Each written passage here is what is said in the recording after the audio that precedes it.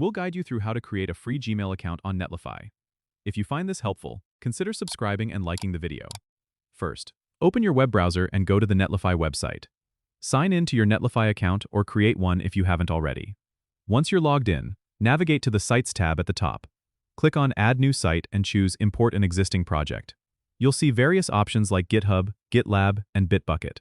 Select your preferred Git provider and authorize Netlify to access your repositories. After authorization, choose the repository you want to link with your site. Configure the build settings if needed, but for most projects, the default settings work fine. Then click Deploy Site. Once your site is deployed, go to your site's settings by clicking on the Site Settings button. In the Settings menu, find the Identity tab and click on it. Here, you can enable Netlify Identity, which allows you to manage user accounts for your site. Enable Identity and configure any additional settings like email templates or roles. To create a Gmail account, you'll need to open another tab and go to the Google account creation page. Fill in your details like your name, desired email address, and password. Follow the prompts to complete the email account setup. Once you have your Gmail account, return to the Netlify identity settings. You can now invite users to your site by entering their email addresses, which can include your new Gmail address. This allows you to test the user authentication process.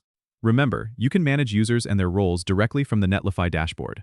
This setup is great if you want to experiment with user authentication or test your site with different user roles. And that's how you set up a Gmail account to work with your Netlify site. Don't forget to subscribe and comment if this helped you out.